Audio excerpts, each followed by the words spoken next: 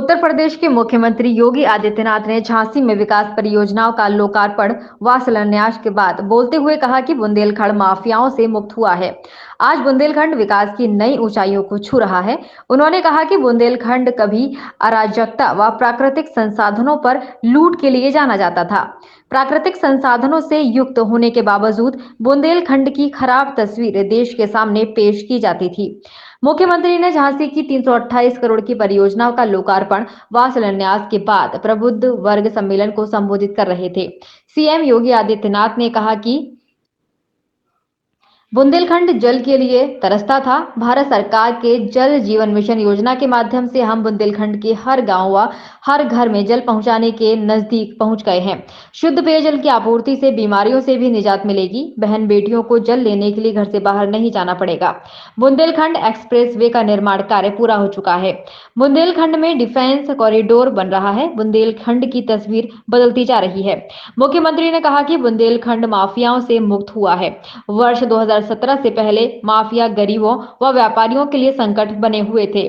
Mafia गरीबों की संपत्ति पर कब्जा कर लेते थे, व्यापारियों की संपत्ति हड़प लेते थे। किसी माफिया ने अगर किसी गरीब या सरकारी जमीन को कब्जा किया होगा, अगर अब तक खाली नहीं हुआ तो वह खाली कराई जाएगी। पहले माफिया व अपराधी पुलिस पर हावी थे, वह पुलिस को परेशान करते थे। आज वही पुलिस माफियाओं पर काल बनकर टूट रही है। मोदी जी का मार्गदर्शन रहा, आज प्रदेश के अंदर सुरक्षा का एक बेहतरीन माहौल है।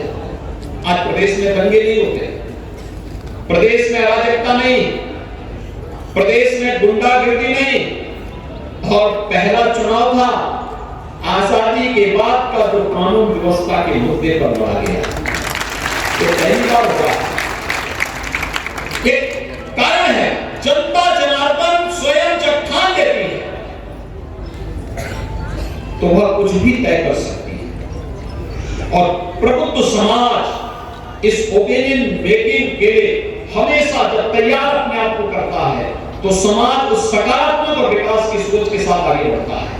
वही विकास की सोच जो हम सबके जीवन में परिवर्तन लाएगी, उसी सकारात्मक सोच को आगे बढ़ाने के लिए मैं आपके बीच आया हूं, आपसे कहने के लिए ईज ऑफ लिविंग के प्रधानमंत्री मोदी जी के विजन को जमीनी धरातल पर लागू करने के लिए जो कार्यक्रम प्रारंभ हुए हैं, इसमें हर गरीब को सिर ढकने के लिए छत की उपलब्धता हो, हर गरीब के पास शौचालय की सुविधा हो, हर गरीब के पास रसोई गैस का कनेक्शन हो, हर गरीब के पास विद्युत का अपना कनेक्शन हो, हर जरूरतमंद वृद्धजन को वृद्धावस्था पेंशन का लाभ प्राप्त हो, हर निराश्रित महिला को विधवावस्था पेंशन का लाभ प्राप्त हो, हर दिव्यांगजन को दिव्यांगजन पेंशन की सुविधा का लाभ प्राप्त हो,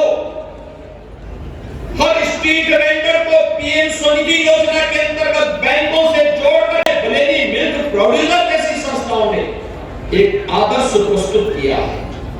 मन की बात में प्रधानमंत्री जी झांसी की उस बेटी की तारीफ करते हैं जिसने अपने घर की छत में ही अपना किचन गार्डन के माध्यम से ड्रैगन फ्रूट और स्ट्रॉबेरी का उत्पादन करने का कार्य इसी बुंदेलखंड की धरती पे किया।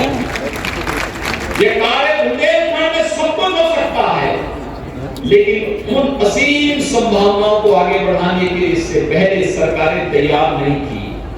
आज सरकार का थोड़ा प्रोत्साहन मिल जा रहा है तो वही संभावनाएं उभर करके सामने आ रही हैं और बुंदेलखंड को एक नई पहचान दिला रही है। और भाइयों बहनों, उसी पहचान को आगे बढ़ाने के लिए मैं आपके पास आया हूं आपसे कहने के लिए। प्रदेश में 10 से 12 फरवरी 2023 को लखनऊ में प्रदेश का एक और इन्वेस्टर समिट आयोजित किया है, ग्लोबल इन्वेस्टर समिट। एक ग्लोबल इन्वेस्टर समिट देश और दुनिया का हर निवेशक उस दिन लखनऊ में रहेगा और लखनऊ में रह करके प्रदेश में व्यापक रूप से निवेश की संभावनाओं को आगे बढ़ाने का कार्य करेगा। अभी से लोगों में जो उत्साह है, अभी मैंने 22 को यानी 22 तारीख परसों ही इसका कर्टेन रेजर का शुभारंभ किया था दिल्ली में जाकर के। कई देशों के राजदूत आए थे, कई उद्योग संगठनों से जुड़े हुए प्रतिनिधि और उनके पदाधिकारी आए थे, कई दुनिया के देशों से जुड़े हुए अन्य ऐसे लोग जो इस भीड़ में रुचि लेते हैं, उन लोगों ने उसमें भागीदारी की थी और समन्वय और तारतम्यता नींव है। उसके लिए स्थानीय निकाय, राज्य और केंद्र तीनों जब एक विचारधारा के लोग हों तो विकास की गति को तेजी के साथ आगे बढ़ाने में मदद मिलेगी। और उसके लिए आपको आश्वस्त करने के लिए आज मैं आपके बीच आया हूं, आपसे कहने के लिए कि राज्य सरकार विकास के कार्यक्रमों को तेजी के साथ आगे बढ़ाने के लिए पूरी तत्परता के साथ आपके साथ मिलकर के कार्य करेगी। हमारे जनप्रतिनिधिगण पूरी मजबूती और प्रतिबद्धता के साथ, पूरी संवेदनशील तरीके के साथ इन कार्यक्रमों को आगे बढ़ाने के लिए कार्य कर रहे हैं।